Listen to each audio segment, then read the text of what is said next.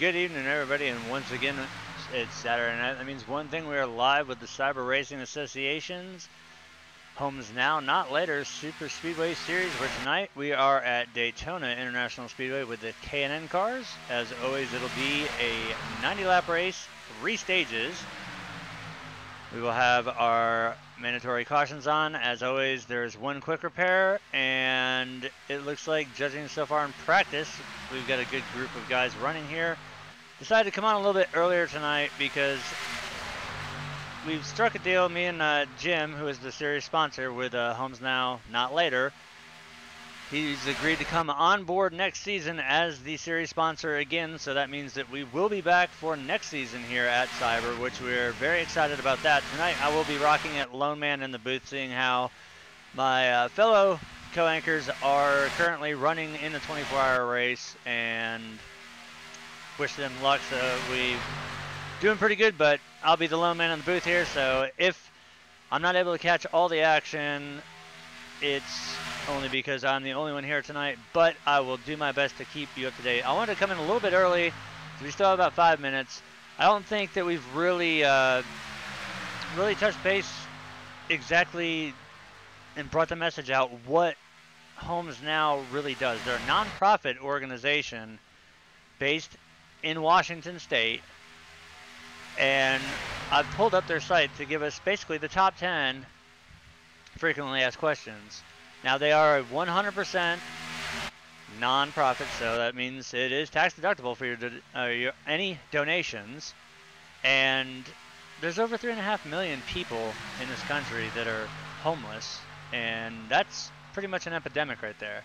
And from what I've been seeing, the state of Washington has been making it a criminal act to be homeless. So what these guys have been doing is they're basically fighting the system, trying to get tiny homes built so that we can eradicate the homeless population here and get them in housing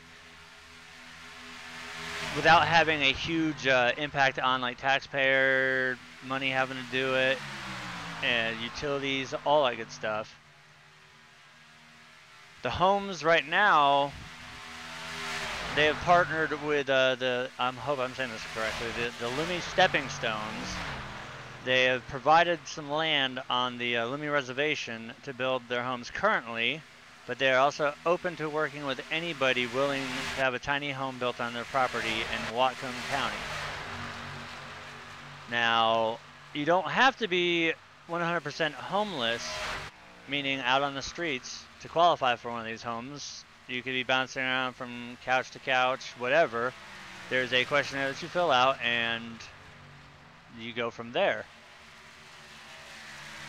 Now, they have several places that you can donate.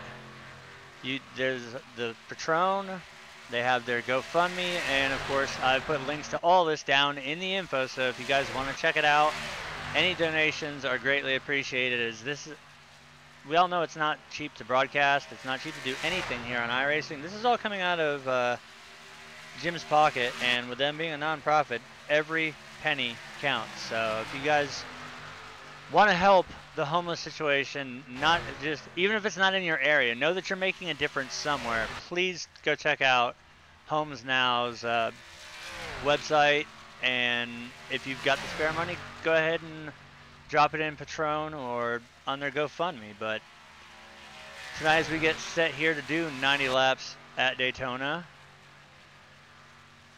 looking at the times, I'm going to get everything all pulled back up because I had several tabs pulled out for that one.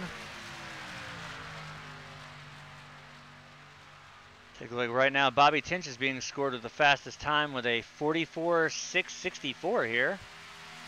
Behind him, the 29 of Matthew Welsenbach with a 44.668, so that would be 4 thousandths of a second slower. The 3 of Paul Servant in third with a 44.707. The 4 in fourth, the 58 of Jim Peterson with a 44.736, and Rick Seabrains is going to round out the top 5 with a 44.770, as we're getting pretty close to qualifying here. About another minute and a half, and then we will advance into qualifying. It's going to be interesting to see how these guys do, seeing how normally they do have a setup. They will be running the stock iRacing setup here tonight, so 3 stages of 30 laps, and you must make one mandatory pit stop per segment. So we've seen the strategy, and we know that there's a new team in town, and back in the old days, it was DHI. Now, it's Southern Thunder. We have the 81 of Mark Jorgensen Jr., the 8 of Dana Osborne, and the 3 of Paul Servant, all together. And as we saw last week, Mark's first week back with the league, he was able to bring home a victory. So that just further reinforces that Southern Thunder is probably going to be a team that a lot of these guys are going to have to contend with. As we've seen week in and week out, these guys absolutely know how to drive around each other. They're not afraid to take it 3 and 4 wide. They're not afraid to make these risky moves that in a normal circumstance would probably end in sudden and certain death. These guys know what they're doing when it comes to play track racing. They're undoubtedly probably one of the best leagues on iRacing, if not the best. As we get a look right there at the 81 and the 18. Actually, that's a 4, excuse me. That would be Justin Levine. It's weird seeing the Bass Pro Shops paint schemes on different cars, especially when I run one myself in the official series and in league racing when I do it.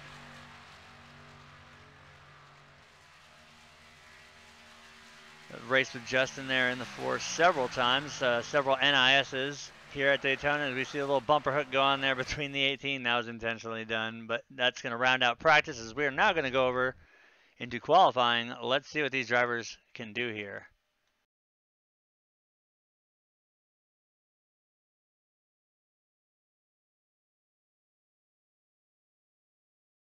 So it'll take a second here for these guys to get out on track and start turning laps.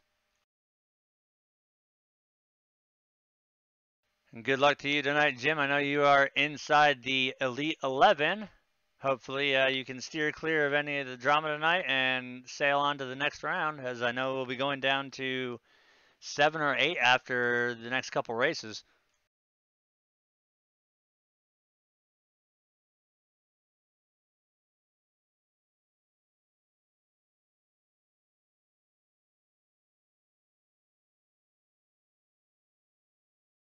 Take a quick look here at the stats while we're waiting for people to get on track. Once again, fixed setup, fixed weather, 78 degrees, 103.6 track temp, and 55 degrees of relative humidity.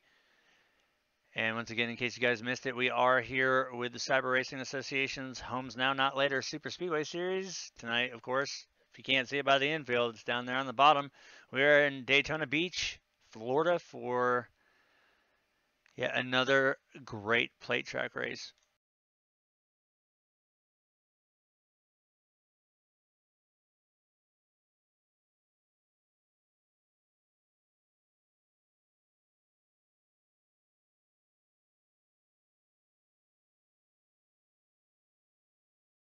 As we're looking here, we're going to see who's going to start bringing in times.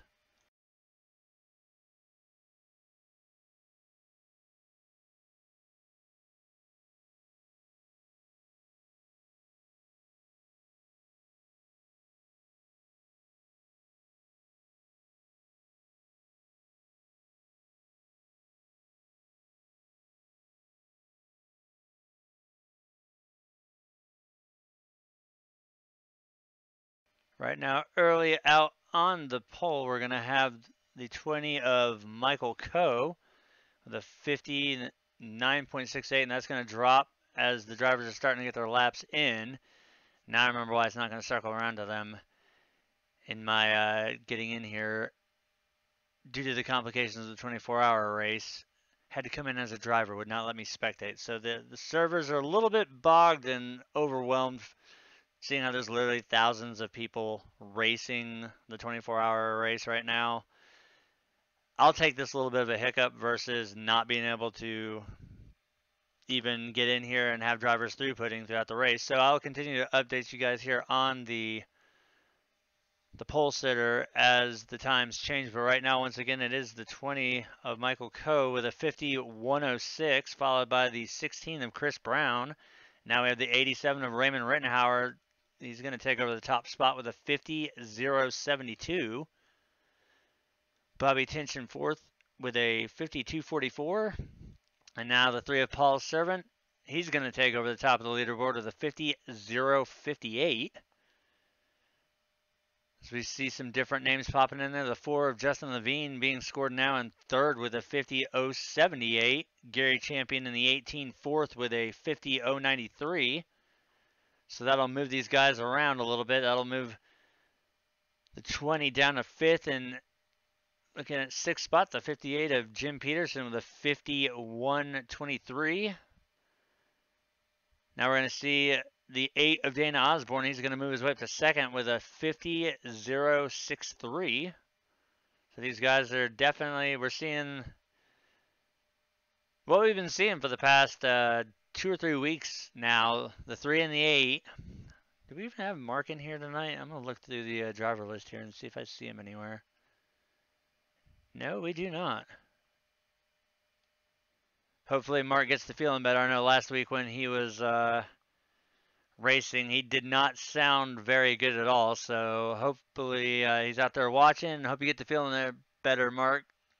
Miss seeing you out on track. It's been a long time. It's good to see you come back, and hopefully you get over whatever it is going around. I know everybody's getting affected by it. Luckily, I have not yet, but so far the 3 of Paul Servant, he's going to stick that pole time with a 50-0-58, and then the 8 of Dana Osborne, fellow teammate with Southern Thunder, with a 50.063. That'll probably hold there for the front row. As we look a little bit deeper, in 8th we have the 48 of Jimmy Coleman. And now that the pace car is getting ready to grid up, we're going to go through tonight's starting lineup. On pole we have the 3 of Paul Servant with that 50-0-58. The 8 of Dana Osborne will start outside of him in 2nd. Rolling off 3rd will be the 87 of Raymond Rittenhauer. Justin Levine in the 4 will start 4th tonight. 5th will be the 18 of Gary Champion. Michael, a.k.a. Pondo Co. will roll off 6th in that 20 machine. Jim Peterson rolls off 7th in the 58. Jimmy Coleman in the 48, 8th. R.D. Peterson Jr. in the 1, 9th. And rounding at the top 10 will be the 16 of Chris Brown. So we look a little further back. The 26 of Daniel Holloway will roll off 11th. The 66 of Bobby Tinch 12th. The 99 of Thomas Labar 13th. Chris Akers in that 54 machine will roll off 14th. Sawyer Ott in the 35 will roll off 15th. Gregory Thompson in the 88 16th. Matthew Welzenbach in the 29 17th. The 2 of Rick Seabrands will start 18th tonight. Of course, myself being in here under another name because we had to swap that out. That does not count as a time. So Daniel Jackson will start 19th. And rounding out the top 20 will be Lance Marsh. And that will make up tonight's field. So as these guys get ready to go, we're going to go ahead and quickly send off the national anthem. So please rise and remove your hats as we bring out the U.S. Army Marching Band.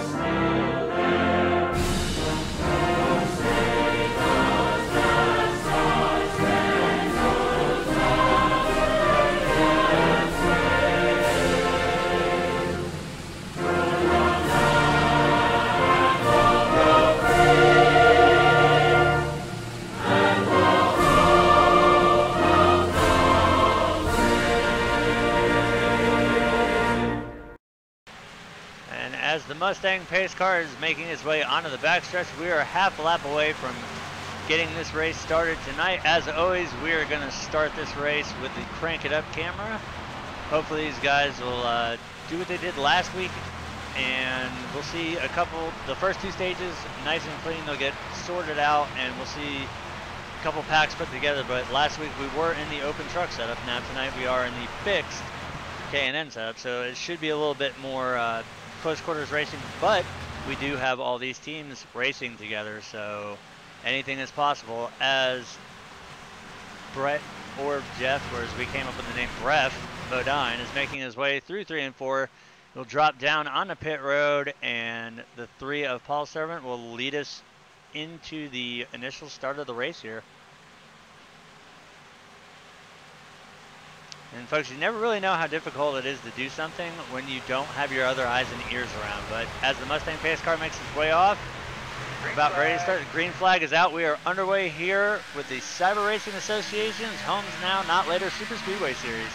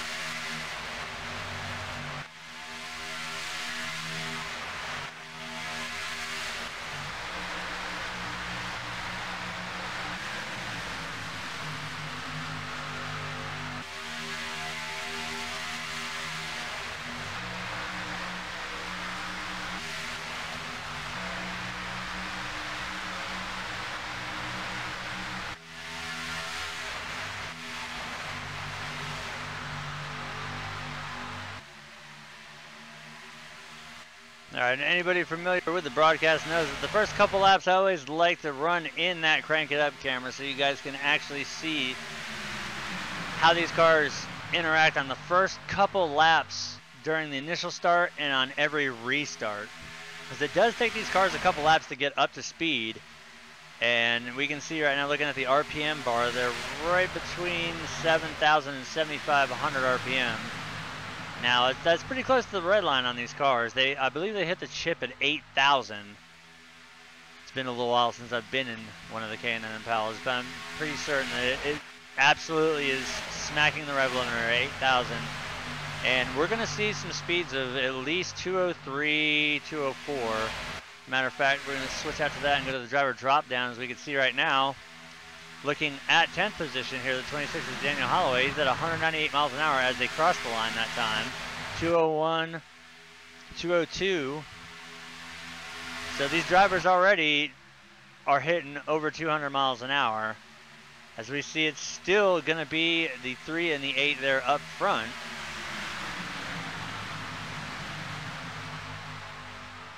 I'm really curious to see what the speed is going to be here going into turn 3. Usually we see in the latter stages around 205 to 206 going into turn 3.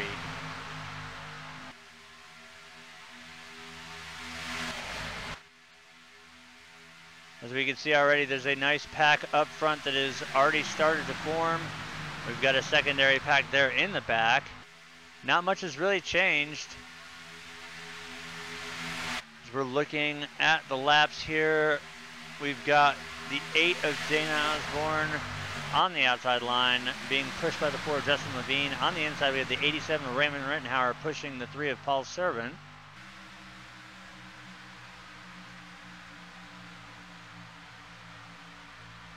And right now, all 4 laps that we have put in the books here have been led by the 3 car, but as we see now, his teammate, the 8 of Dana Osborne, he has managed to make it down to the inside line, but as they come to the line, we see the 4 of Justin Levine. He was gonna go, but he will get credit for leading that lap there. Good job realizing that he was not clear, but that will give the 4 of Justin Levine a lap lead here tonight, so that'll break up the domination there so far, as we are only 5 laps into the race. Still a ton to go here. Now remember, it's 30 lap segment, then we'll go to lap 60, and then from 60 to 90. The reason why there is 100 laps up there is to allow, in the case that a caution comes out before the white flag in the final stage, we can go into NASCAR overtime and set up for green, white checker finishes. This time at the line, it'll be the 8 of Dana Osborne leading that lap. So that'll be 3 lap leaders here. The 8, the 4, and the 3 have all made their way across the stripe in the first so far.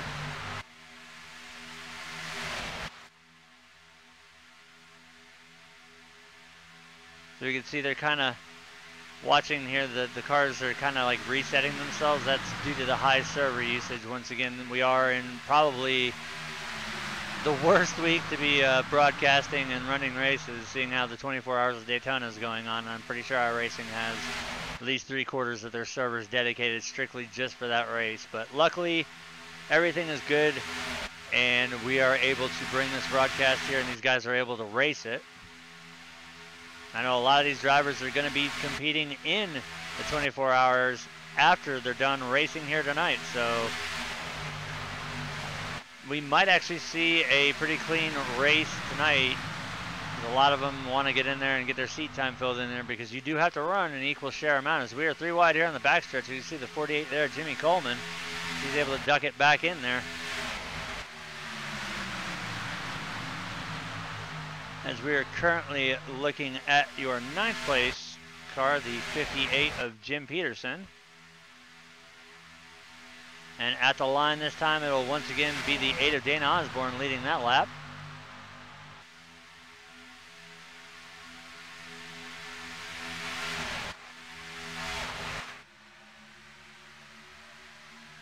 Pretty much we have first through about 14th right here. We see that secondary pack has decided they didn't want to hang back. They're going to go ahead and catch up with the main pack here, being led by the 2 of Rick Seabrands. Now, these cars here have a way different closing rate than the open trucks do. These cars can draft something fierce, and it's ridiculous how far back you can be and still catch the draft from the pack in front of you, as long as you've got more than one car. If you're a lone man out, you're kind of pretty much a creek. But as you see there at the very back, those 2 cars will have no problems leeching on to the back of the field here, as the majority of them right now are running side by side here. And as we see the 99 there stepping out to breathe the car a little bit.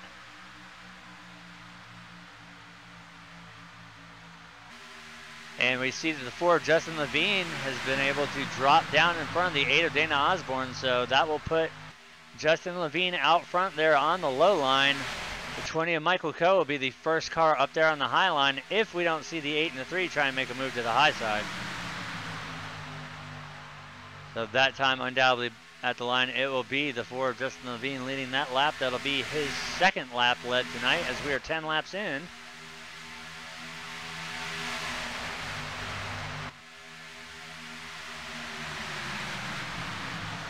Right now we've got the 26, the 48, and the 20 lined up, and now the upper groove is starting to get a little bit more formed up here. Let's see what these guys are going to do here. We know that outside line, you get a way better drive off the corner. You get the better drive in, but you lose middle to center. But if you've got somebody pushing good, as you can see right here, we might see another lap leader here, and we will. In fact, the 20 there of Michael Coe, he's going to lead a lap there, being pushed by the 48 of Jimmy Coleman. So that'll be another lap leader here tonight. So that'll push it up to 4 different lap leaders.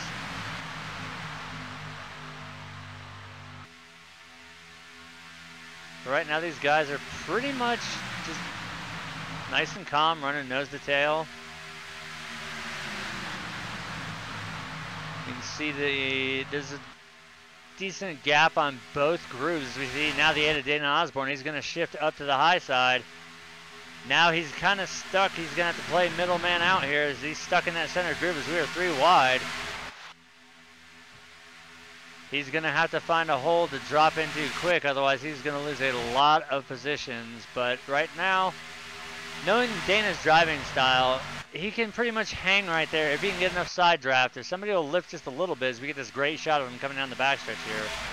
If somebody will jump up into that middle groove with him, as we see they're kind of trying to get it going there.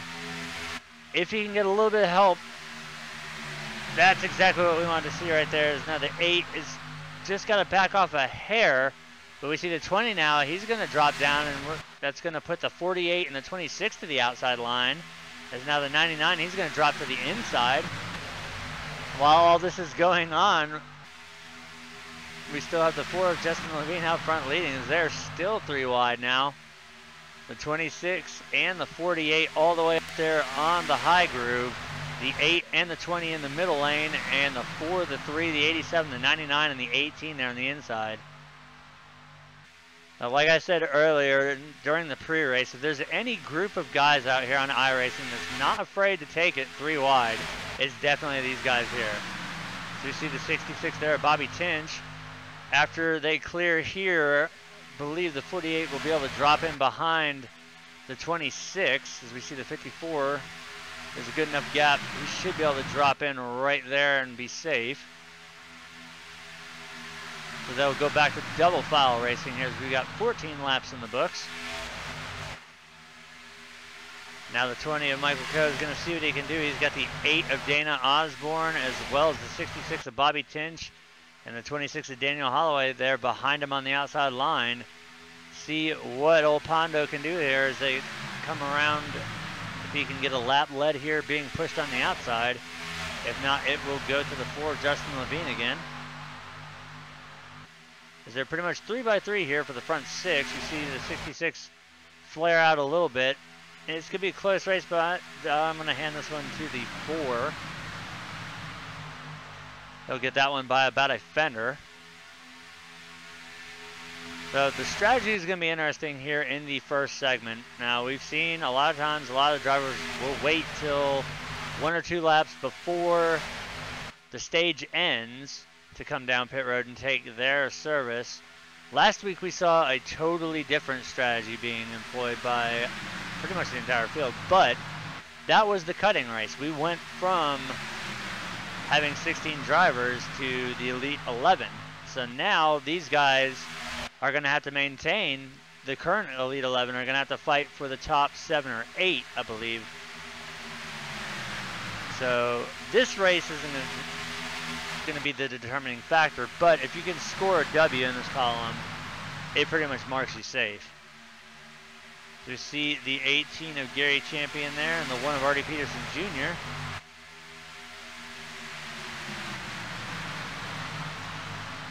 Also the 16 of Chris Brown there on the inside line with the old school Kodiak paint scheme. I believe Steve Grissom ran that way back in the day. I've got the die cast somewhere around here.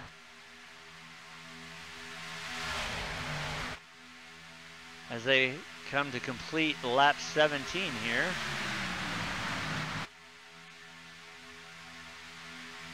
Go ahead and pull a quick race summary here. We've had 6 lead changes, 17 laps in the books out of the 90 scheduled for the night. 0 cautions so far. Now we will see that number come up as there will be 2 mandatory cautions thrown to end the stages, but so far these guys have kept it nice and clean. Our top 5 consisting of the 3 of Paul Sullivan, the 20 of Michael Coe, the 87 of Raymond Rittenhauer, the 26 of Daniel Holloway, and the 8 of Dana Osborne. So we see the first round of guys coming down pit road here. So now the strategy is starting to play out. We've got our first takers for pit road here on lap 18.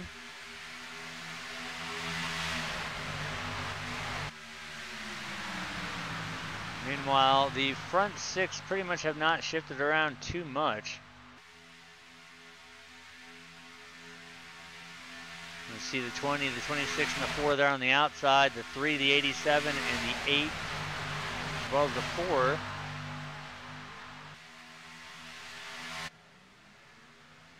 Be interesting to see who is going to try and stretch the field the longest here in the first stage here.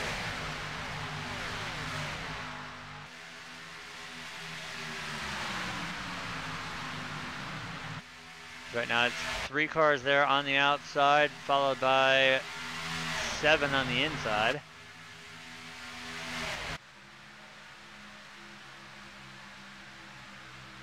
We can pretty much see the front 6 here is nose to tail.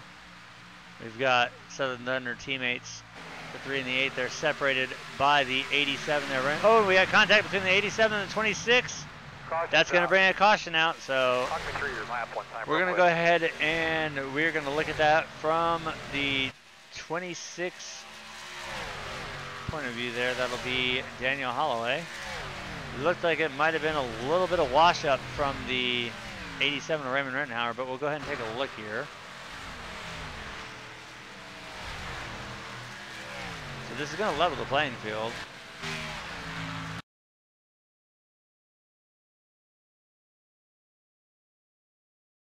We'll go ahead and we'll ride on board with, actually no, I don't want to ride on board. I want to see what happened first.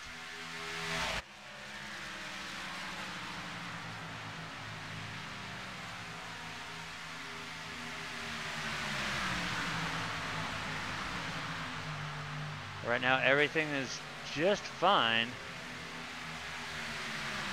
We're going to watch between the 87 there on the bottom line and then the 26. Looks like the 26 actually might have come down a little bit, and then he comes up into the wall.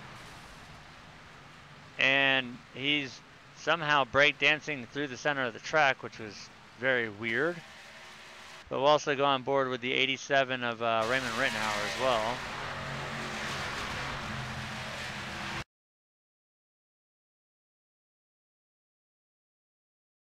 We'll go on board with him for this one. So we are riding on board with the 87. Let's see what we see from his cockpit.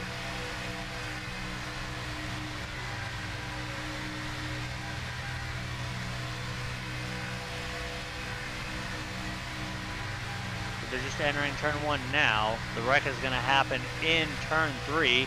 You see directly to the outside right there, that is the 26 of Daniel Holloway. That's who we're going to see the contact with. Let's see if it's just an instance of the 26 coming down, or maybe both the 26 came down a little and the 87 came up a little bit. We're going to find out here.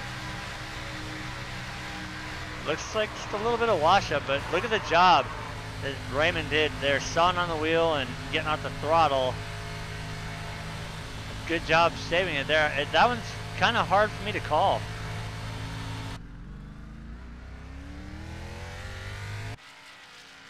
That one's a little bit too tough to call right now. It looked like it might have just been a combination of both of them up and down, just a little bit of side sway, who knows.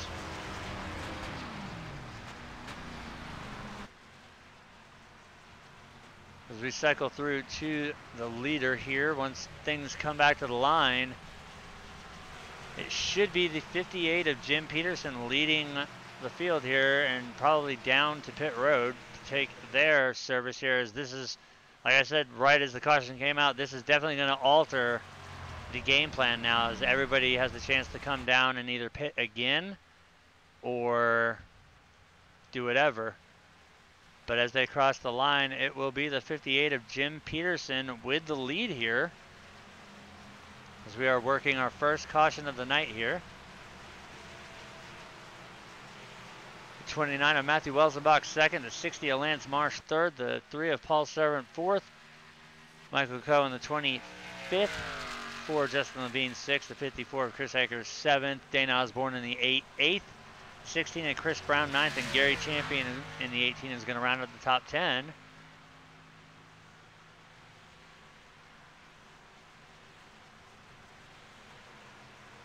We get a good look there at the 58 of Jim Peterson. Once again, he is the series sponsor here for the Cyber Racing Association's Super Speedway Series with the Homes Now, Not Later.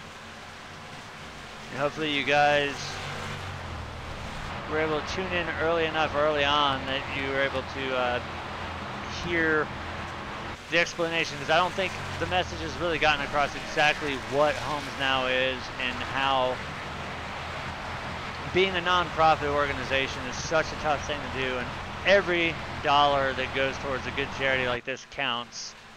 If you guys out there feel like donating to a very, very good cause, there are links down in the description to their website, to their Patreon, to their GoFundMe. Go check them out. Definitely a great cause. We don't want to see homeless people in America. Everybody should have a roof over their head. So definitely a great charity. And I couldn't think of a better sponsor to come on board, or a better sponsor to represent here broadcasting.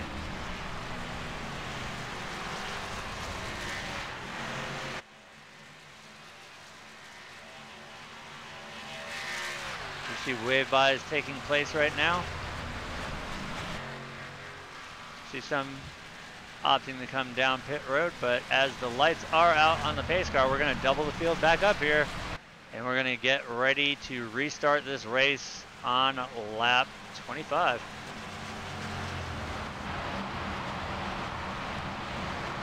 As always, we're going to restart this race from the Crank It Up camera.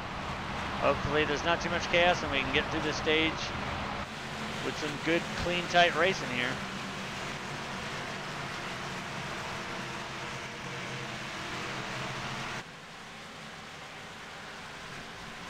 And once again, I think we all need to sign the petition to make iRacing shove some telephone books underneath Brett Badon's butt there, so he can actually see over the steering wheel without having to kind of use the steering wheel as leverage there.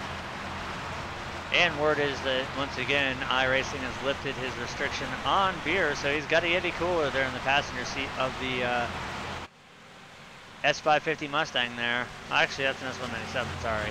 S197 Mustang pace cars. He's getting ready to bring it down pit road and crack open another PBR. The 58 of Jim Peterson is going to lead us to the line here as we restart the race. As we see the pace car making its way out of turn 4, he'll duck down pit road and we'll get this race back underway. And as always, give you guys a couple laps of in-your-face noise as these cars take about 2 laps to get to speed. Green flag is out. We are back racing.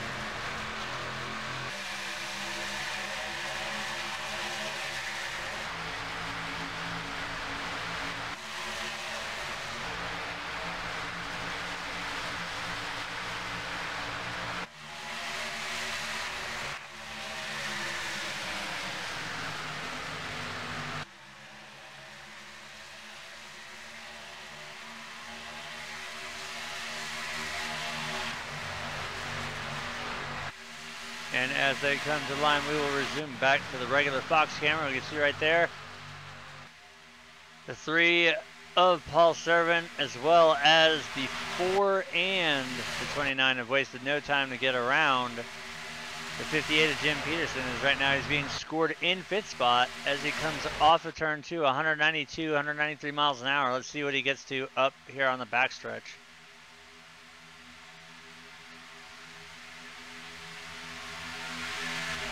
About 197 going into turn 3 there. You see there is an air gap between him and the 29 and the car behind him. So that's going to hurt the 58 right now, as he doesn't have the car being pushed. And at the line, it'll be the 4 of Justin Levine barely edging out the 3 of Paul Servant. As now we're starting to see 200 miles an hour through the corner here.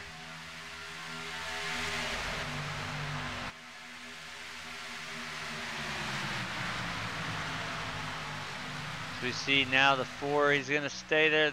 He's got the 8 and fellow teammate of the 3 behind him, as well as the 2 of Rick Seabrand's. They will be joined by the 99 of Thomas Labar and the 16 of Chris Brown on that outside line. As we see the 29 of Matthew Welsenbach, he's going to switch it up and go to the high line, and he's going to try and lead this lap. It's going to be the 29 at the line, so score that lap lead for the 29 of Matthew Welsenbach. A nice move there from the inside to the outside line and to snag that, and he's easily able to clear the 4 of Justin Levine, so he will take over the lead on the bottom groove. Now we see the 3 of Paul Servant. He's going to step up in front of his fellow teammate there, the 8 of Dana Osborne, as him and the 2 of Rick Seabrand's, the 99 of Thomas Barr, the 16. They are definitely going to start moving now. Right now, the 58 doing a great job. He's still hanging on inside the top 6.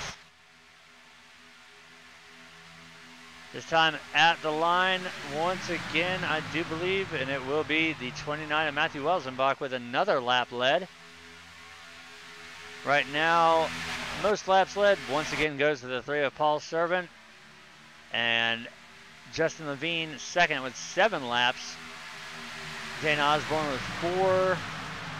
Jim Peterson with 3. Matthew with 2. And the 20 of Michael Coe with 2 laps led.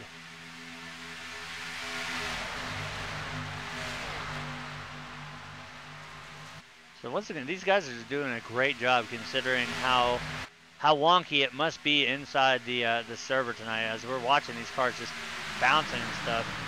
The 24-hour race is definitely putting a strain on, and that caution there is the end of stage 1. There's no wreck on the track. That is make sure everything looks okay. That is the end of stage 1, so hand your stage 1 race win off to the 29 of Matthew Welsenbach.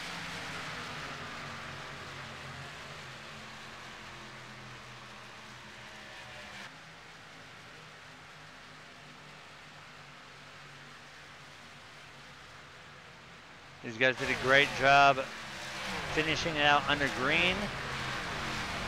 They'll probably come back down pit road, get 4 fresh Dr. Feelgoods, definitely top off that tank with Sunoco race fuel, and maybe they'll just go for a splash and go, seeing how we did have a late stage caution there.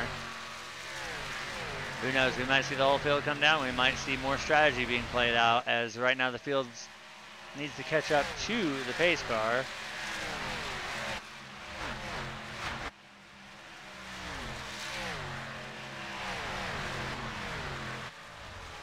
So they should catch the pace car coming out of turn 2 or on the backstretch here, as we do see that about middle backstretch.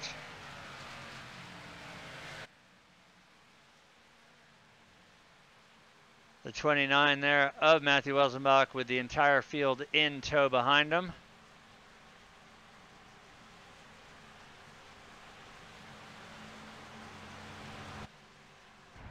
Let's ride on board with our race leader.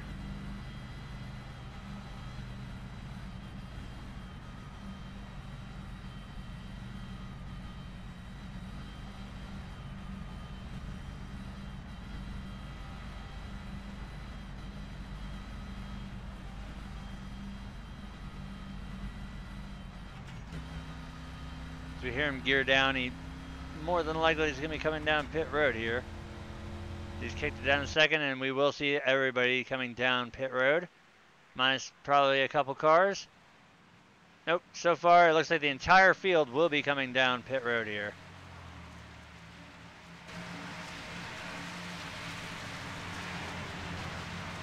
We see everybody come down to get in their boxes here. We see the 3 making his way down in the 8. Now those were the first and second place.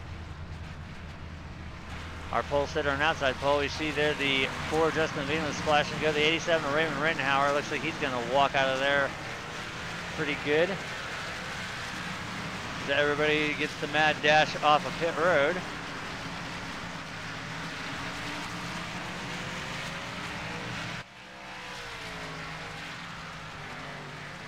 As we cycle over, we should see the 18 of Gary Champion as our current race leader after Everybody came down pit road. We saw the 87 Raymond Rittenhauer there as he was leaving pit road. He will be currently scored in second spot. The 3 of Paul Savant in third. The 4 of Justin Levine in fourth. The 8 of Dana Osborne fifth. Rick Seabrand sixth. Artie Peterson Jr. seventh. Chris Brown eighth. Bobby Tinch ninth. And Thomas Labar is going to round out the top 10 as we are looking right now at the 29 of Matthew Welsenbach. He is being scored just outside of the top 10 in 11th. So once these cars cross the line, it'll update and we will see, the camera will advance up to the 18 car.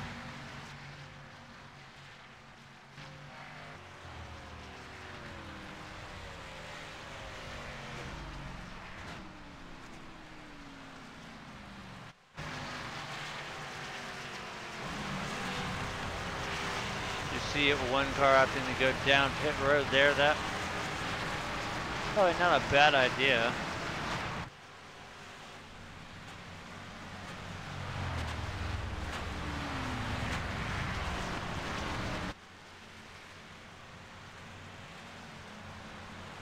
There we see the 18, the 87, the 2.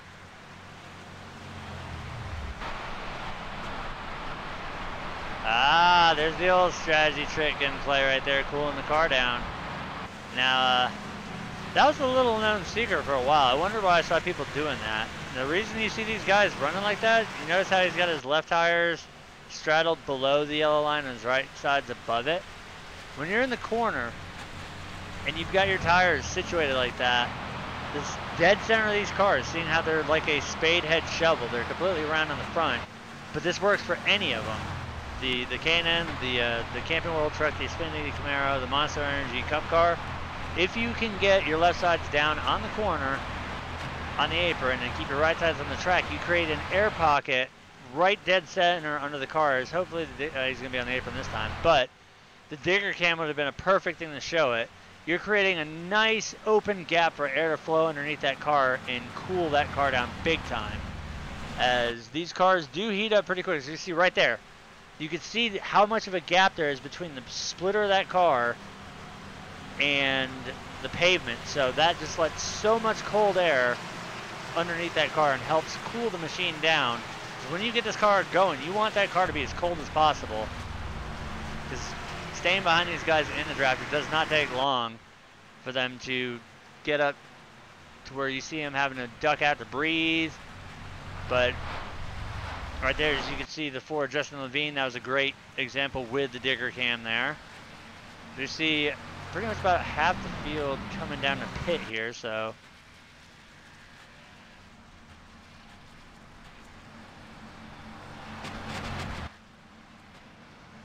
The lights are out on the Mustang pace car. It's the beauty about being able to come down with one to green. If you can make it before, we see some damage there on the front end of the 8 of Dana Osborne. That Dale Senior Tasmanian Devil good wrench paint scheme. The good thing about the one to green is you can come down as long as the pace car is not too close to the stripe, and you end up with the pit road closed, because then you have to do serve a green flag penalty. But we saw about half the field come down there, so they're going to double up here as the 18 of Gary Champion is set to get us going here to start off stage 2. And there you can see the damage on the nose of that 8 machine. Doesn't look to be too severe, but he does have a pretty good dimple right there in the center of the nose, right where the air intake is. So that may or may not play into it aerodynamically, but kind of wondering why I only see 2 cars there up on the high groove and everybody else down the inside.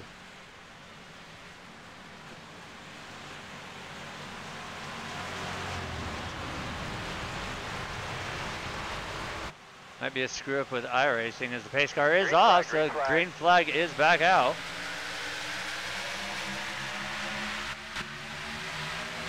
Not sure what. Okay, everybody else had to serve an end-of-line penalty for coming down, so they did that. That's why there's only 2 cars up there. I was trying to figure out the logic on that one, but let's get these guys cranked back up.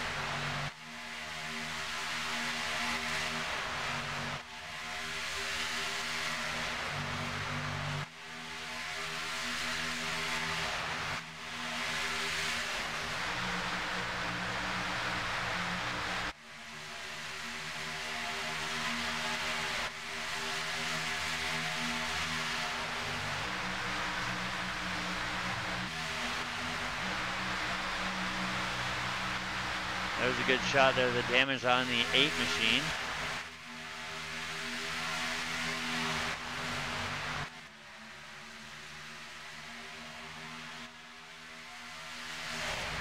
These cars are still not quite yet up to speed, as we saw because of everybody coming down to pit like that. They all had an EOL, which is end of line penalty, which is why we only had 2 cars restarting there on the outside groove. We can see the front 4 are double file. The rest of the field in tow, being led by the 99 of Thomas LeBar. Now these guys should have no problems whatsoever catching up to the front 4, as they are just 2x2 here, and the rest of the field carrying a much bigger draft. As we can starting to see, the more and more I look at it, the more that damage might actually affect the 8 a little bit, as it is right there where the air opening is on there. So we can see the 3 has no problem. I think right now that 8 has to stay tucked behind another car, otherwise he's not going to be as fast in the draft. And I think that actually might be slowing down the inside line just a little bit. But these guys having only one quick fix, you don't want to burn it here in the first stage or the second stage like we are right now. You never know what that third and final stage is going to bring you. So right now, I'd be doing the same thing that Dana's doing right now in that 8 machine, staying tucked behind another car. As long as you can keep up speed with that, I'd just go ahead and run with it, because you've always got the opportunity when stage 2 ends to go ahead and come down, and if you feel like it's not going to happen, then go ahead and use that quick repairs. He's not afraid to step to the outside, as he's going to go up to the back bumper of his teammate, the 3 of Paul Servant. As the 18 of Gary Champion continues to lead this race, he's got 7 in the books. He's tying Justin Levine in the 4 directly behind him. They both are being scored with 7 laps led. So far, nobody has been able to break the 10 lap mark that Paul Servant has laid down so far. But if it stays like it is right now, we see a little bit of rear end damage there on the 26 of Daniel Holloway. Now, he was involved in the only caution tonight with the 87 of Raymond Rittenauer, so there's still a little bit of rear damage to that 26 machine, but that I think might be secondary damage from something that we did not catch, because that car was absolutely smashed and he had to reset to the pit. So quick fix was definitely used there on that 29, so he might have accrued it maybe on the restart. Maybe that could be where the damage on the nose of the 8 came from, because it looks like if you were to put the nose of the 8 right up against the back end of the 26, it might match.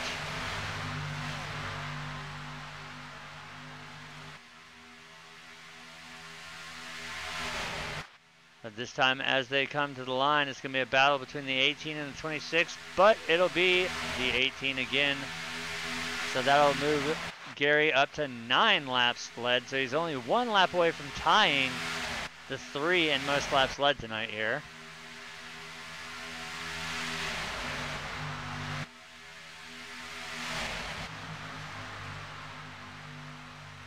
Now the 26, having that damage on the rear, that's not going to hurt him at all. If anything, that's going to help the car behind him, because having that indent in there, it's not going to be so weird. As we saw the 26 there, he's going to drop down in front of the 18, so that'll cut Gary's run of leading laps, as this will be Daniel's first lap led of the night as he crosses the line there. So score 1 for him. As now we will have Southern Thunder teammates stacked nose to tail. There's the 3 and the 8, both running both senior and junior paint schemes. And now we see the 18 of Gary Champion. He's decided that he didn't like the 26 coming over, so he's going to cross over from the inside to the out. And coming down the backstretch, we're going to see here if the 3 and the 8 are going to play with the 18 and help push the 18 back out in front of the 26. Meanwhile, the 26 is being helped by the 4 of Justin Levine, as well as the 99 of Thomas LeBar. And easily at the line once again will be the 26, so that'll be his second lap in the books here tonight. Now these guys are doing a great job doing some close quarters racing without bringing out the undue caution. Now hopefully by saying that I didn't jinx the field, as they are starting to come up on lap traffic. I believe that will be the 48.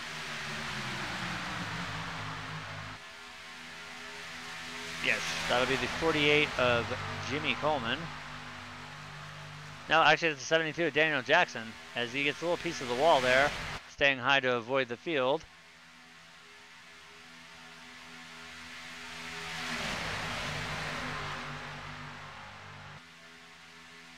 As it looks right now, we only have one retiree from the race, and that would be the 48 of Jimmy Coleman.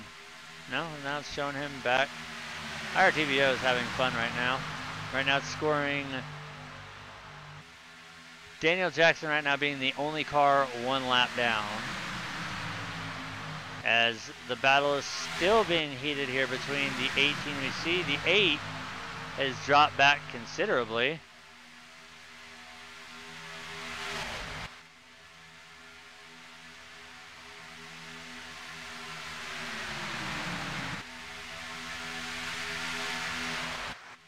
You can see him back there. He is the last, well, second to last car right there. I believe that nose damage is hurting Dana a lot more than he thought it was originally, but he does still have that quick fix if he wants to use it. If not, he might continue to slide back further and further and further. As meanwhile, it's still a battle between the 18 and the 26ers. They go into 3. Now it's 2 on the outside versus about 6 to 7 on the inside.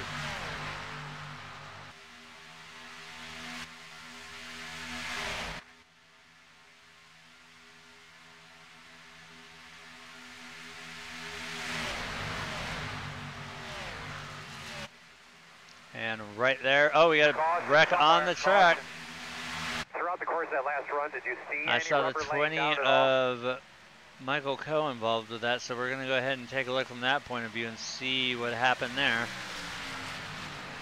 Usually I have Mike Major in here with me helping out with the perfect places to look on boards and all that, but tonight I got to do it by myself. But I did see that the 20 was involved, so we're going to go from his point of view and see what happened.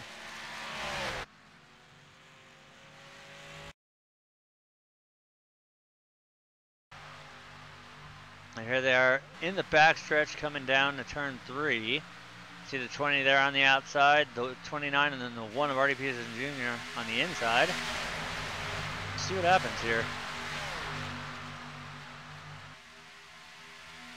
A good exit off the corner. See the 29 there, the 1. Looks like the 1 just drifts up and gets in the side of the 20, which stacks it up. We see the 58 involved, locks it down. 54 gets a piece of the 20. It looks like the 1 drifted up the track just a little bit and collected the 20 there. Let's go on board with the 1 and see. Let's ride in cockpit and see what happened.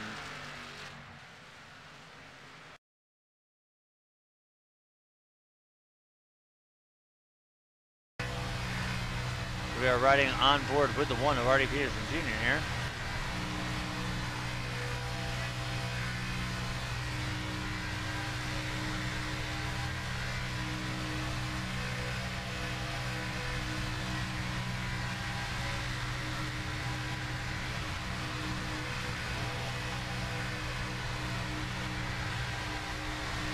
I don't know if this excessive wheel play is just due to iRacing being weird tonight or what. There's the 20. Oh, there's the contact. That's what brought out the caution there, because that sent the 20 around.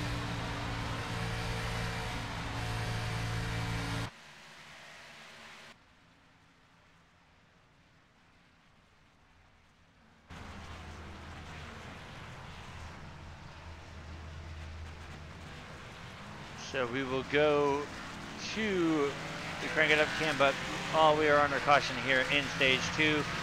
We're going to take a quick commercial break and return with the action here live at Daytona Motor Speedway with the Cyber Racing Association's Homes Now, Not Later Super Speedway Series.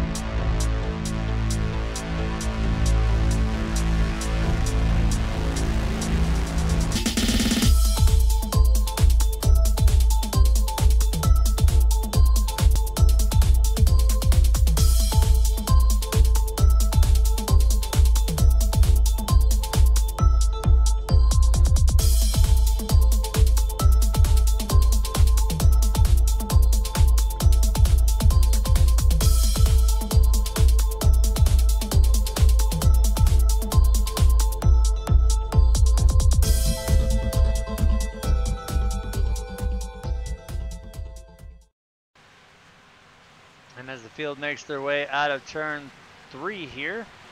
They're going to be led to the line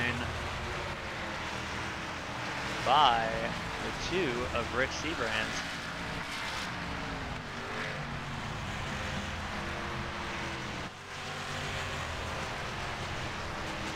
You see some drivers opting to come down and pit again.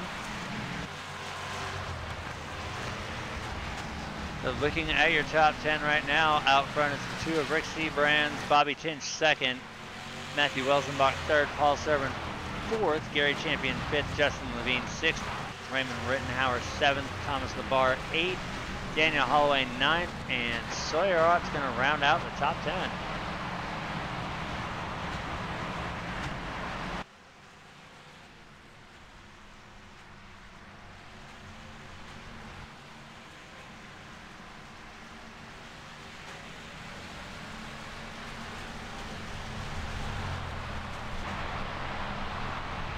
See Rick rocking that Yeti cooler paint scheme. I think his team might have hooked up Brett Bodine there with his Yeti cooler that's in the Mustang pace car, keeping those PBRs nice and cold while Brett's cruising around the track here.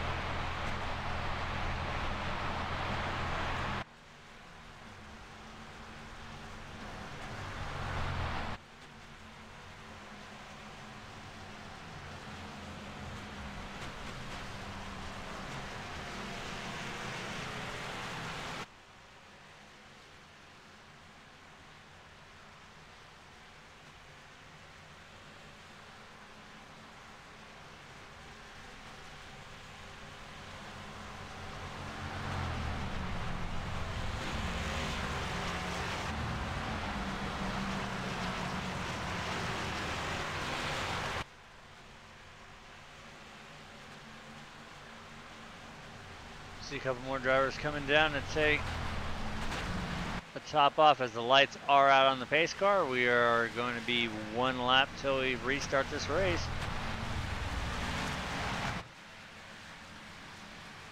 40 laps remaining, so we have 10 laps left in stage 2.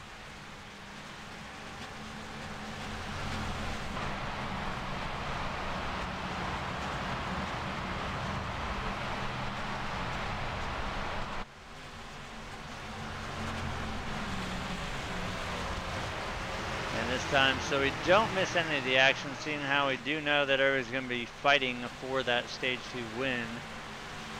I'll switch it up from the crank it up cameras right to the regular Fox cameras as soon as we get the drop of the green here to restart the race with 10 laps left in stage 2.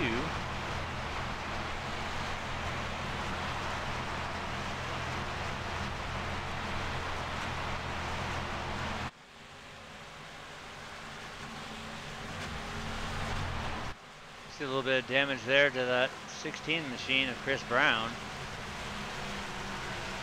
Once again, a lot of these drivers are probably going to be saving that quick repair for the final stage. But we've all seen it. It seems to be a repeat trend that during that final stage is when we tend to see the big one happen. We always see like a couple little ones, like we saw the one in stage 1, late stage 1, and now we've got again, late stage 2, but pace car makes its way down. Green flag is out. We are back underway. 10 laps to go here in stage 2.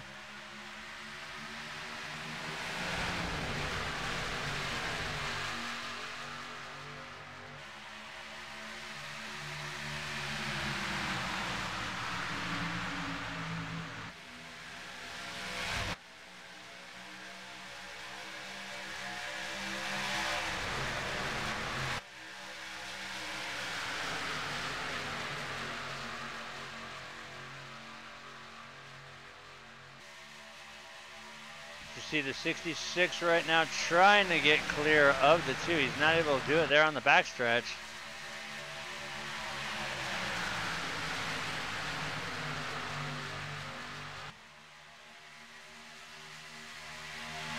With that outside line with the run there, he should be more than clear enough to drop down.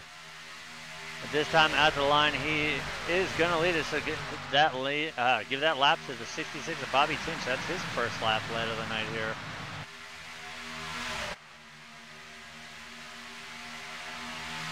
we pull up a summary now, that'll be 17 lead changes. We've got 51 laps in the books. We've had 2 cautions.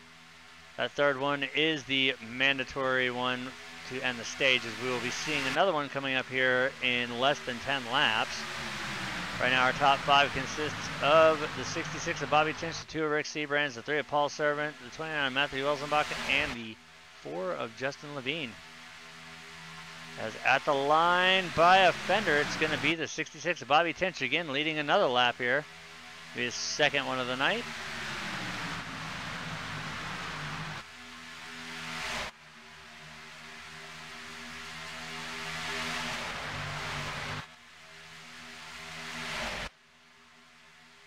You can see the field a little bit more spread out this time around, as some of these drivers are still driving around with damaged race cars. The other ones maybe have already used their quick repair and is trying to stay out of the chaos that might happen here. As we all know with plate track racing, the only thing that you can expect is the unexpected. As at the line again, it'll once again be the 66 of Bobby Tinch, so that'll be his 3rd lap. He's got the 3, the 4, and the 99 behind him. Behind the 2, we have the 29, the 18, and the 16 trying to get up there, which he will easily do. And then we see that second little pack there of 5 cars, and then we've got a 3rd pack back there. So this is pretty reminiscent of what we saw with the Truck Series. We saw 3 separate packs last week, and now we're seeing the same thing here at the end, nearing the end of stage 2 with the K&N cars. It's going to be interesting to see if Bobby can hold off or if he can even clear the 2 this time, but still unable to clear, but he will get scored with another lap led here. So now he has tied the 2 with 4 laps led, as well as the 8 of Dana Osborne. As you can see him back there, 2nd car on the bottom line in that 2nd pack. Dana still has that nose damage there, so that's going to hurt him, as this front 8 here is pretty much going to be able to stay together. Right now the 8 is going to have to kind of stay pocketed. As you can see the damage there on the front of the 16 of Chris Brown. He's going to have to stay behind another car too here until the end of the stage, and then either decide if he wants to take a little bit of time to repair the cosmetics or if he's going to go ahead and use a quick fix. Because with that nose damage, if he doesn't stay tucked up behind a car, he's going to start losing the draft pretty quick.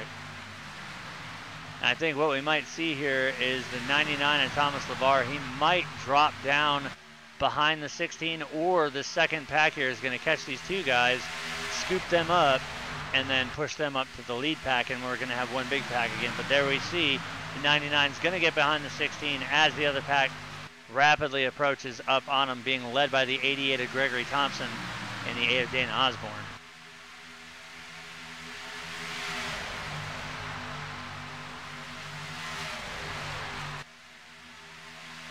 Let's see if Bobby can seal the deal this time around. I don't think he's going to be able to clear, but he will barely lead that lap.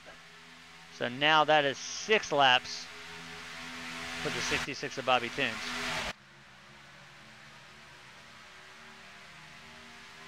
As we are nearing the end of stage 2, only a few laps to go here.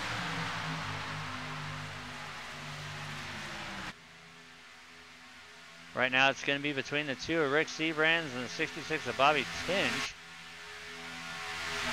I know all these drivers want to score a W in one of the stages, but we all know the most important one is winning the last one. So at the line, this time it looks a little bit more evened out. Is it going to be the 2 or the 66? This time it will be the 2 of Rick Seabrands leading that lap. So that will make it 5 for Rick, 6 for Bobby.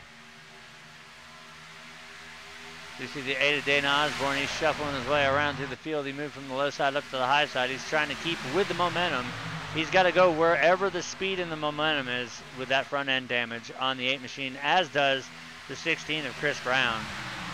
The minute that those cars back off of the car in front of them, they become what we call a parachute. When the air coming off the back of the car in front of it hits that nose, it doesn't have a clean surface to disperse onto. As we see there, the 54 of Chris Akers, he's going to stay low on the apron to allow the field to go by. That way we don't have a 3 wide situation here. He's going to stay low and slow, let the field by. Smart move there by the 54. And that's just another thing that I have to commend this league for. They are very, very patient. They just know how to race with each other. They respect one another. And they know that when it comes down to it, Dwayne's not going to put up with any BS from anybody. And this is undoubtedly probably the best super speedway league in all of iRacing. These guys, between the knowledge of these drivers, the skills of these drivers, Dwayne for knowing how to run a league like this, being able to pull in sponsors, and just these guys, hats off to everybody here at Cyber. And that, caution. I do believe, if that is not the caution, that will end stage 2. So I don't see any damaged cars. This is where my second set of eyes and ears would definitely help to tell me, but I do believe that is going to be the end of stage 2.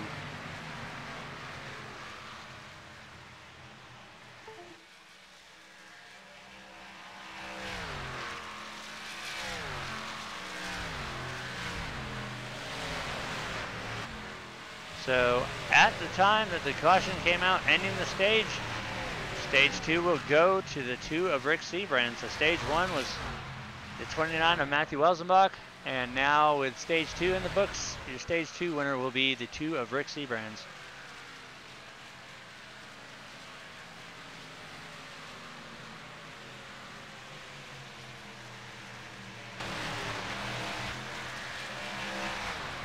So 2 stages down, 60 laps in the books. We have 90 laps to go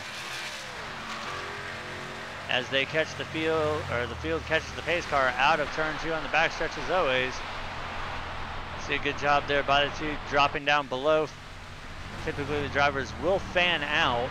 That way there's no collisions here, as the rest of the field may still be up to speed there, and they don't want any incidents that don't need to happen, especially under pacing, which we've seen way too many times in official races and also in league races as well. But everybody gets their cars woed down, and we'll see them all come down pit road here. And let's see who the new leader off of pit road will be, or if somebody stays out working a strategy here. Because now, remember, they do have to pit once per stage. It looks like everybody should be coming down the pit here, so we will switch over to the pit road camera here.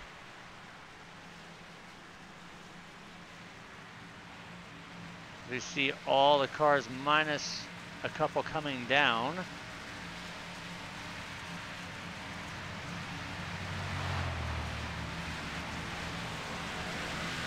See our pole sitter, the 3 of Paul Chevron. He hits his marks in his box. His teammate, the 8 of Dana Osborne. Let's see if that nose pops out if he uses that fast repair.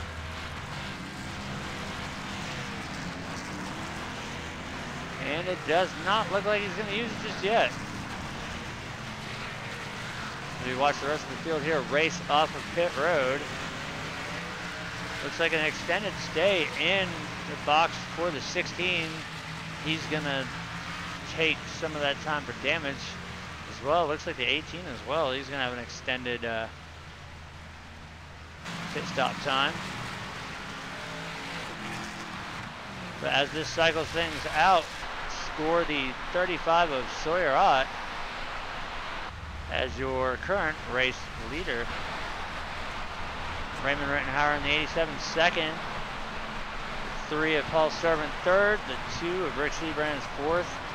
66 of Bobby Tinch 5th, Dana Osborne 6th, Justin Levine 7th, Daniel Holloway 8th, Gregory Thompson 9th, and the 58 of Jim Peterson is going to round out the top 10 as of right now here at Daytona, as we are now into stage 3, the final stage here of the night. And as we are under the mandatory caution, once again, we're going to cut to a quick sponsor break, and we will return with the action here as we get ready to set off the final stage here at Daytona Motor Speedway.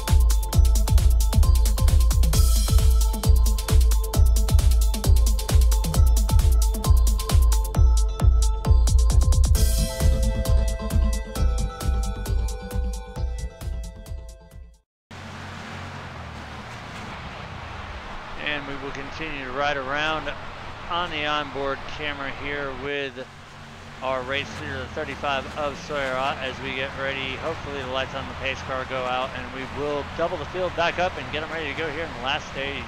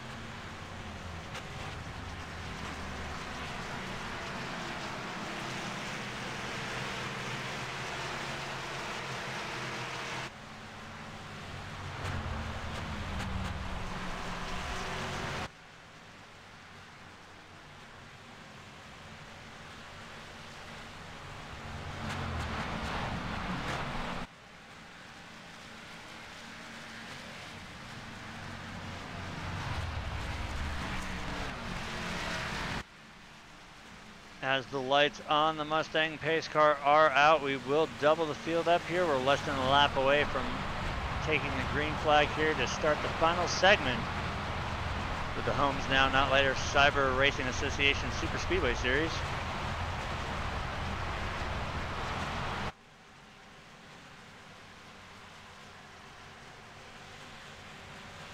And right now, as it stands, we have 19 cars on the lead lap. The only vehicle that I see not on the track currently right now is the 18 of Gary Champion. Real quick, let's go ahead and check in and see what's going on. And it does believe that I do believe the 18 is on pit road. Let's take a look. Yeah, he's still sitting there, so as he's now just rolling off, he must have had some serious damage there as he's just now rolling off. He's going to have to race to catch up to the field. He's got a lot of ground to make up as the pace car is in turn 3 and 4, so this will be interesting to see here. Now, we're not going to stay on the crank it up. We're going to go with the regular Fox cam just in case something does happen here. That way I have a better chance of seeing it. Pace car makes its way down pit road. Green flag is out. We are back underway, stage 3 here. Let's see what these guys can do here on this restart.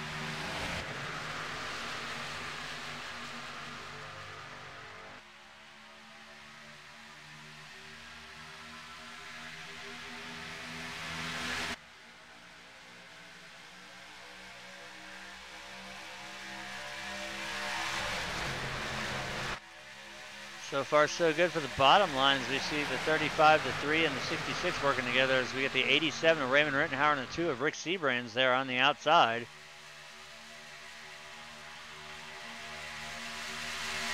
I think now that we're in the third and final stage, we're going to see a little bit more riskier moves being made as some of these drivers really need to advance the position. As we see the 3 there of Paul Servant dipped up just enough. He is now committed to the outside line, and as they come to the stripe, it will be the 35 of Sawyer leading that lap. That will be his 4th lap led of the night. So that brings us to our summary again. We've had 21 lead changes now, 65 laps complete, and we've had 3 cautions.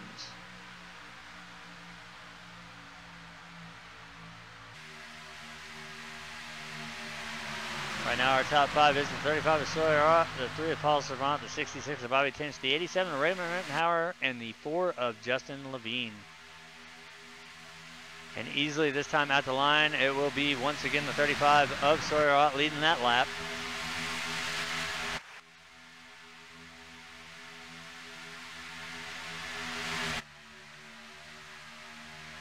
So we see the 3 is hooked up with a very, very good pusher there, the 87 of Raymond Rittenhauer.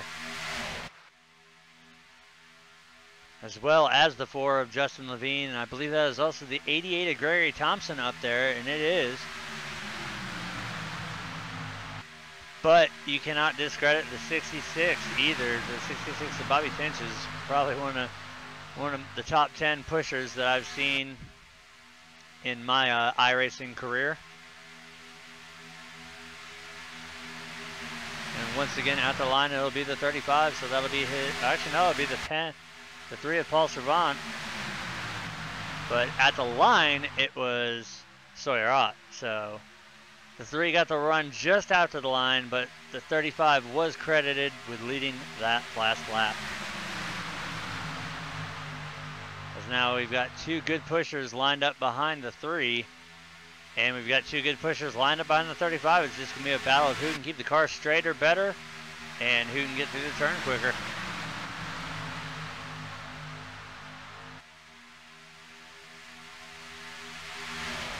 And seeing that rear damage still on the 26 of Daniel Holloway, it might be that he has already used his quick repair, and that is damage that came from possibly what we saw with the 8 of Dana Osborne, as it does appear that he has used his quick fix and got that number 8 Chevy Impala back up to 100% straight on the sheet metal, so he can contend a little bit better here in the last stage.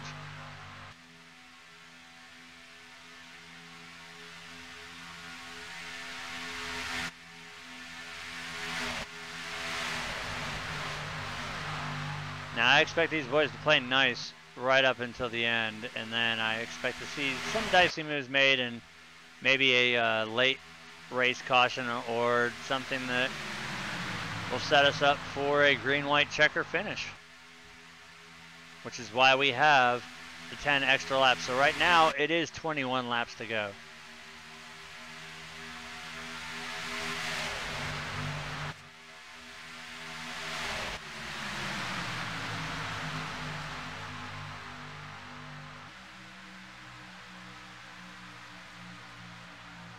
You see the 26 getting a little low on the 2. He had to back off just a little bit to not get into the left rear quarter of the 2. As it looks like we see a little bit of rattlesnaking happening here on the short chute coming through. Oh, and the 35 gets a bump. That was the race leader. He's got it locked down below the surface. That's not going to trip a caution, but it looks like he just got a little bit of an offside bump from the 2 of Rick Seabrands, which is just enough to break him loose and send him down into the infield there. That's a tough break for the 35 of Sawyer Ott, as the caution flag will not come out. We will stay green flag, which will hand the race lead over to the 3 of Paul Servant. Very, very tough break for the 35.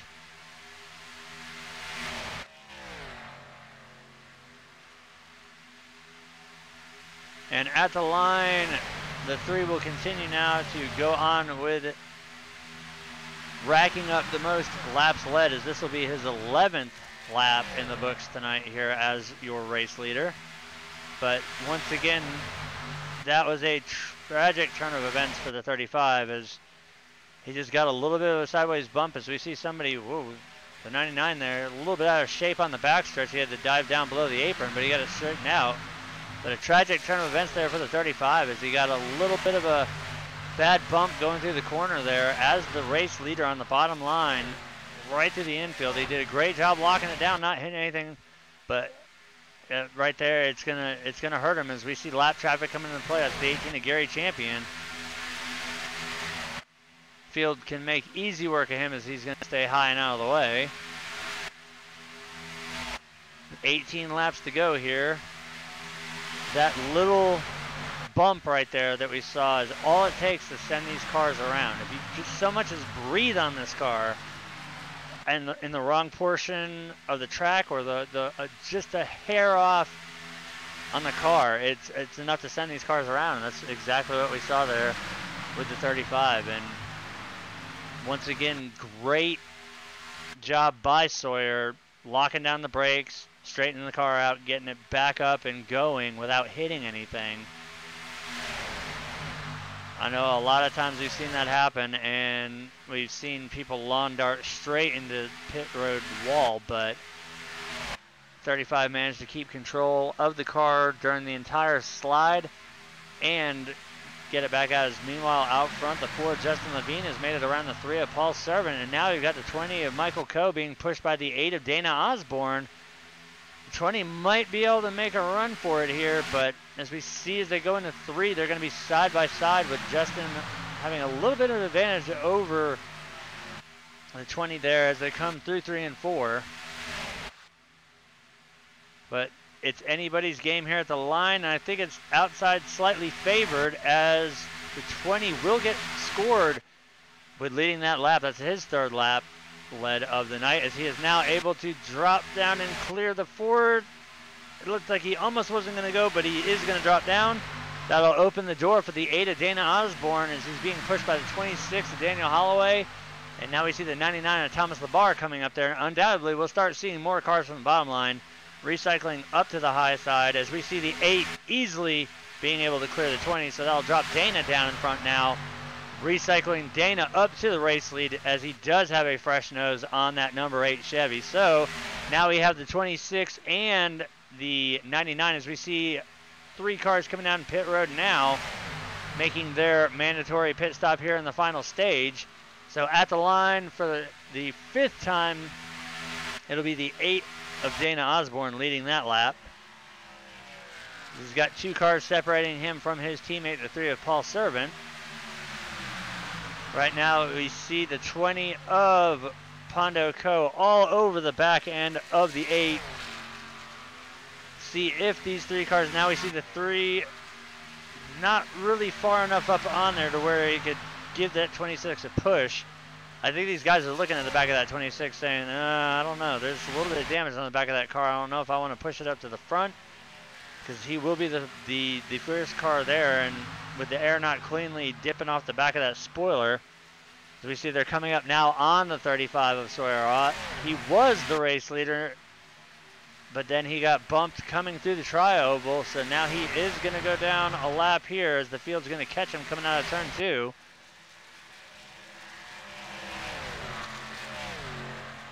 We got the 8 of Dana Osborne on the inside, the 26 of Daniel Holloway there on the outside. The 26 is going to try to clear the 8 as he's going to do so going into 3 and 4 here, so that's going to leave the 99 and the 3 up on the high side. The 26, the 8, the 20, and the 4 on the low line, and now we see, looked like the 4, Justin Levine, was going to look to the high side there for a minute. He's still contemplating it. Right now, being the last car in that pack right there, you do have the advantage of being able to pick and choose when you want to go to the high side, when you want to step back down to the low side. Whatever line has more speed, you've got a little bit more freedom. As now with the green flag pit stops happening here with 13 laps to go, we see the field a lot more broken up, as this right here is pretty much the top 10 for better or worse. But as the laps are winding down, there's still a lot of guys here that do need to make their mandatory pit stop. But at the line, it will be by a nose. I think that's going to be the 99 of Thomas Labar, so that'll be his first lap led of the night. Now as we see the 8 of Dana Osborne, he's going to cycle back behind his teammate, the 3 of Paul Servant, as the 99 is easily able to clear the 26. Let's see what the 3 and the 8 can do on the outside, as right now the 99, he's going to be under fire by the 3, as we see that the lead pack is starting to catch up to some cars that have made their green flag stops. Right there, the 3 is completely clear. He's going to hang out there with his teammate, though. That right there shows dedication, that even though you're clear by more than a car, you're not going to drop because your teammate is right behind you pushing you. So easily score that lap back to the 3 of Paul Servant. So that'll give him 12 laps led tonight, as we are now 11 laps away from putting this race in the books.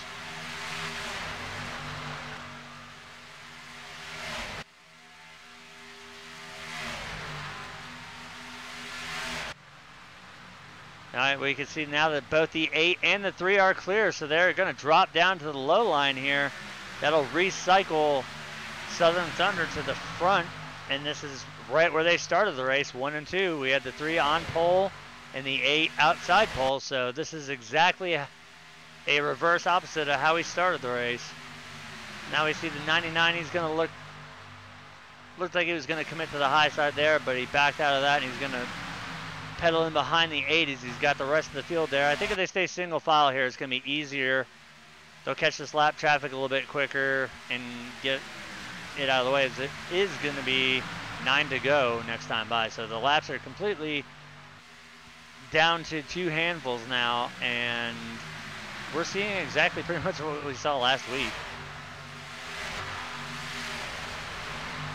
Although Southern Thunder is down 1 teammate, the 81 of Mark Jorgensen Jr. As we see the 3 and the 8, as well as the 87 of Raymond Rittenhauer, they're coming down to take their pit stops.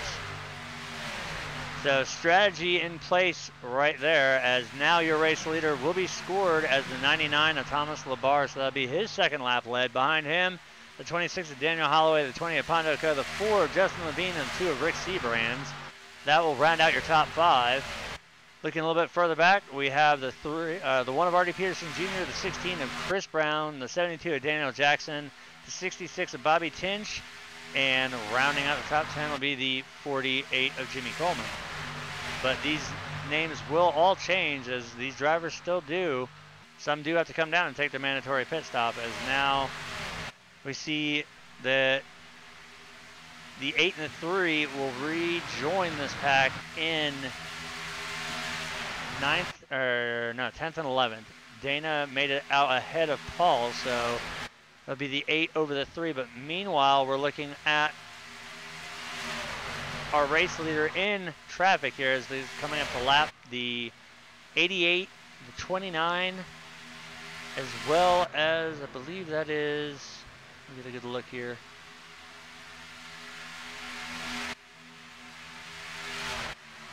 The 60 of Lance Marsh. So interesting to see what these guys are going to do strategy-wise, whether they've already come down, which I'm thinking we might have already seen some final pit stops here in the final stage here, as we're down to 7 laps to go. As you can see, these lap cars, the way that these cars are drafting here, and the way that these cars can draft, more importantly, that outside line is lap traffic. The inside line is your front 5. Look how these lap cars can race simultaneously with the lead lap cars, and they just can coexist with each other. This is how good these K&N cars are in the draft. As we see the 2 of Rick Seabrands, it looks like he might be falling off the draft a little bit. He is our 5th place car, but he is starting to lose a little bit of ground to these guys here. He's going to have to tuck in line with somebody here and hope that he can get a little bit of help. If not, he is going to lose that draft, and it does appear that the pack is starting to pull him just a little bit. Because right now, the 26 of Daniel Holloway, he could have made a move there, but they do have lap cars on the outside, the 29 and the 88. They're racing to get their lap back in the event that a caution, late race caution does come out here. That at least the 88 will get the lucky dog. So no contest. Once again, it'll be the 99 Thomas Labar with his 6th lap led of the night here.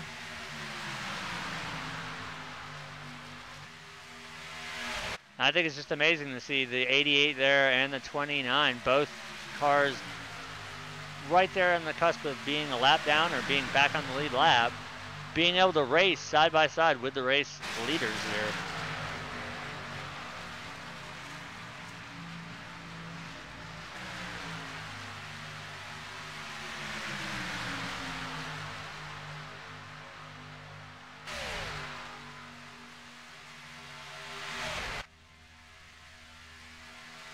The laps are dwindling down as we see they're still trying to get that lap back the hard way here.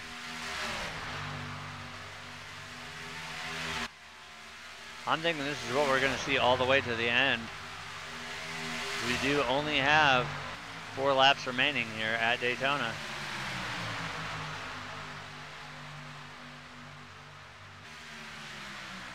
As it sits right now, if it stays the way it is, your front top 3 finishers will be the 99 of Thomas Labar, the 26 of Daniel Holloway, and the 20 of Michael Coe. But now they've gone ahead and decided that they're going to let, oh, everybody's got to come in. And there's strategy right here. Everybody now has to come down pit road. So leaders on pit road.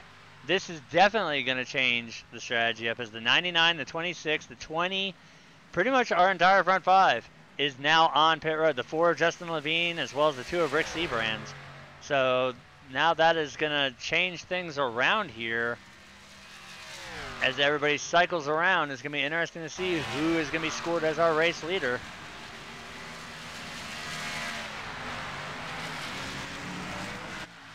Right now, it's still being scored as the 20 of Pondo Co., which I've raced with Michael plenty of times here.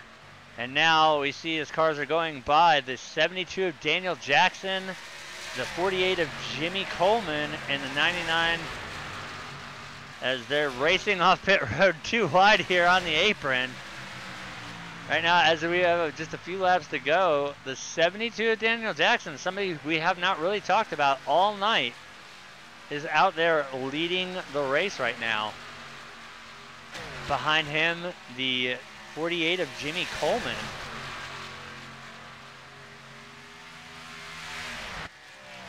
Because right now, these guys might be getting ready to be eaten alive, though, because it seems it's just those two, and then we see the rest as they looks like they might have had to come down pit road, because now it's showing the 99 of Thomas Labar back out front, the 2 of Rick Seabrand second, and the 20 of Michael Coe third. As next time by, we should be either 2 laps to go or 1 lap to go, as we're setting up for a good finish here. As now we're going to be the front 5 sitting here. It's going to be 2 on 3, 3 on the bottom line, 2 up on the high side. Let's see who can get the job done here.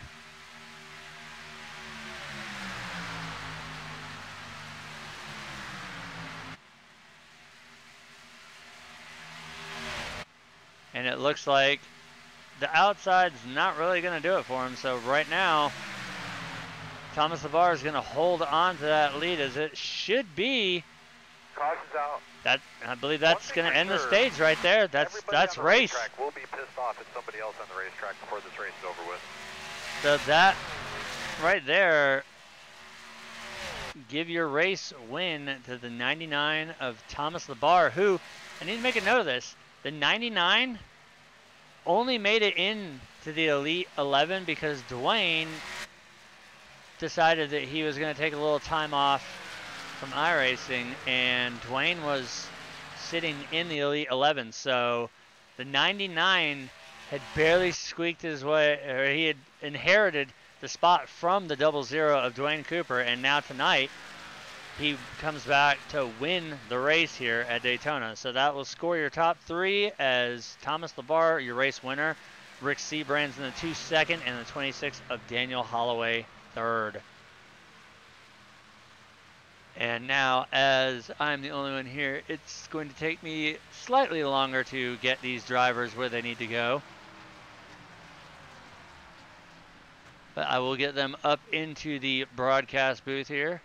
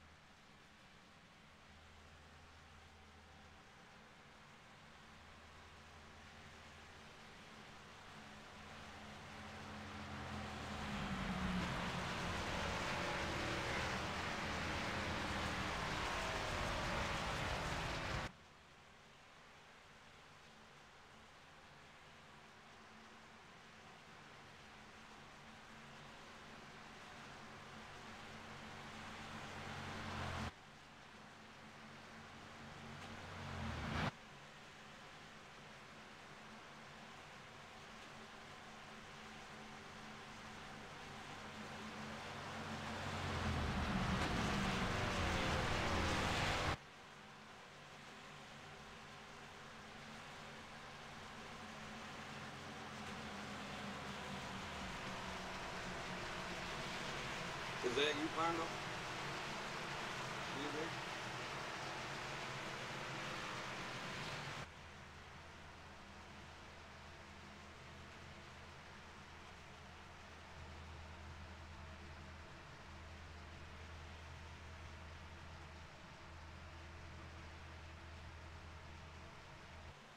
Oh my gosh, that was a good, crazy race tonight. Felt like I had a strong car tonight.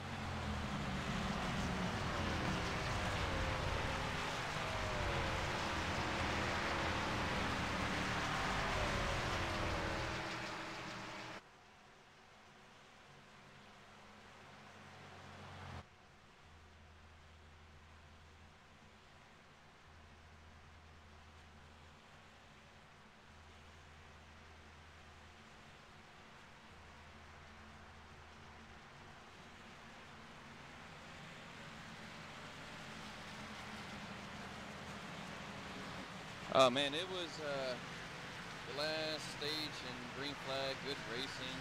Everybody was, you know, pretty intense and everything. We were timing it, we were talking about it. My teammates, Justin, Gary, I thought we might had enough all the way, but that last pit stop at the end there with Tom and Pondo and everybody, we timed that perfect for us to be 1 through 5 to make it to the end there.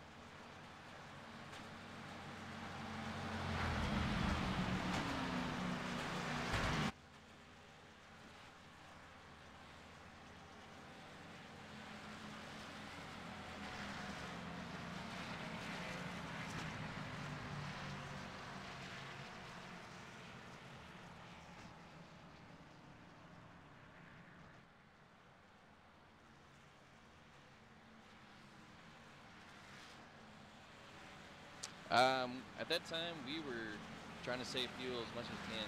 Like I said, we were hoping that we were making it, which I think we would have been maybe a half a lap or a lap, and we were going to try to use the lap cars to save as much. But we were side by side. But you know, Tom did a heck of a job. You know, Justin, Hondo, everybody. Rick was there at the last second there.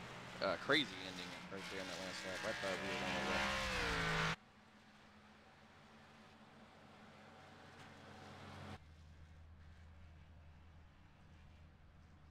Yeah, I'd like to thank Dwayne putting this league together. I'd like to thank him. I wish he was here tonight. Holmes now, not later. Thanks Jim for the sponsoring. Team Excalibur, I think we had a good night with Justin, Gary, you guys, Die Hard. I'm gonna, as soon as I get off here, probably watch you guys, see how this one was.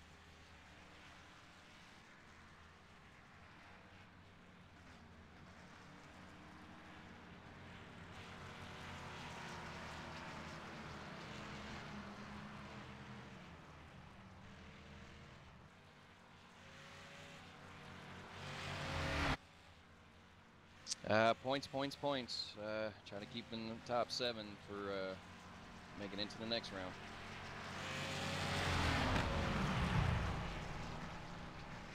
Thank you, bud. Have a good night.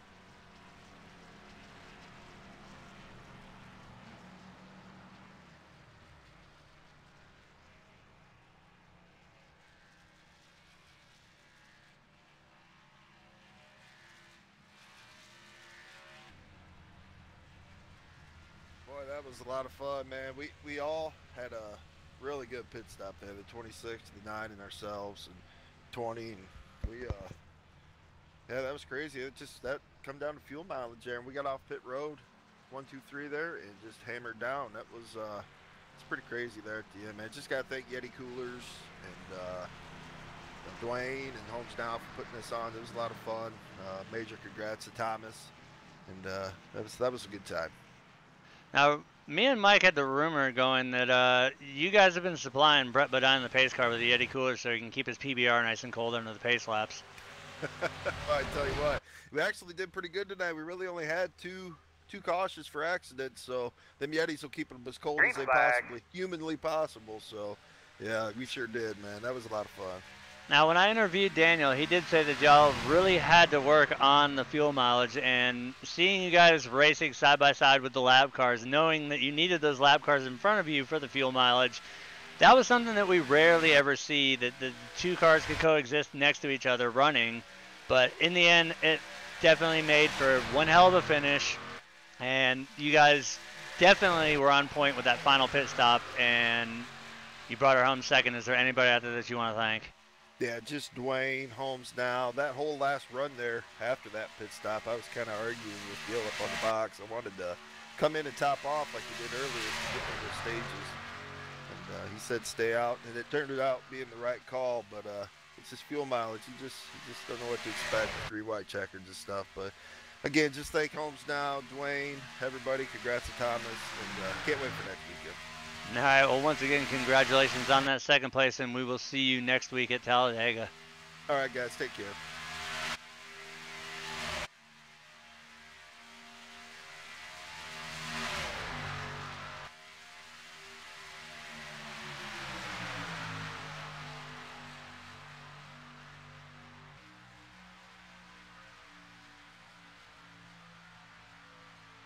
Yeah, it feels pretty good. It's my second one this year.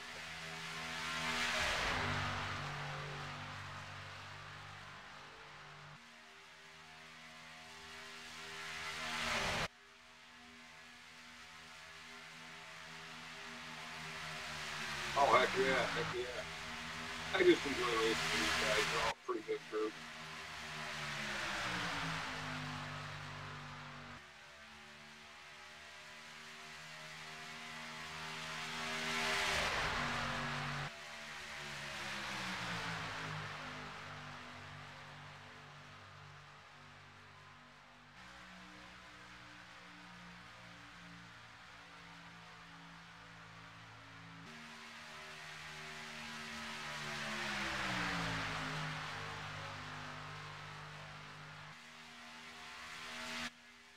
I honestly think it helped us out quite a bit. Just because that way we had the extra draft, that way we could use much fuel. This thing doesn't seem to be using much fuel with this setup.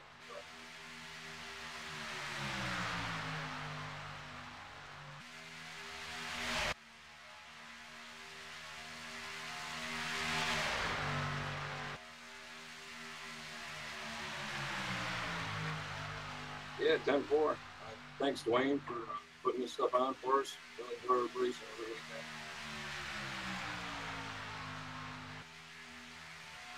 I'm going to go there and try to get another W.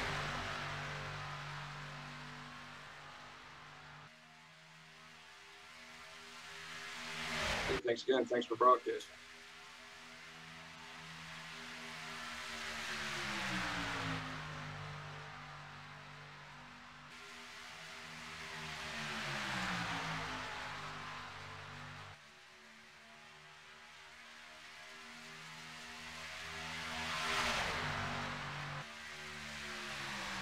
There we go. We've got everything done there. I know it's hard moving things around when you're the odd man out, but I want to thank everybody for tuning in tonight. With this being the 24 hours of Daytona, I know there's a ton of people out there racing it, and me going back and forth between all these things, moving people around. Sometimes the audio might not come out from me, and you might have just heard some weird things at the end there, but I want to thank everybody for sticking that out. Me for, it's weird that I actually have to thank myself for being able to put on a one-man show and semi-pull it off, but most importantly, the fans, Dwayne out there for putting this league together, Jim for sponsoring it, bringing us on board to broadcast it, and hopefully you guys enjoyed it, and next week we will move on to Talladega. So for everybody here at Homes Now, Cyber Racing, and Die Hard Live TV, thank you guys for tuning in, and good night.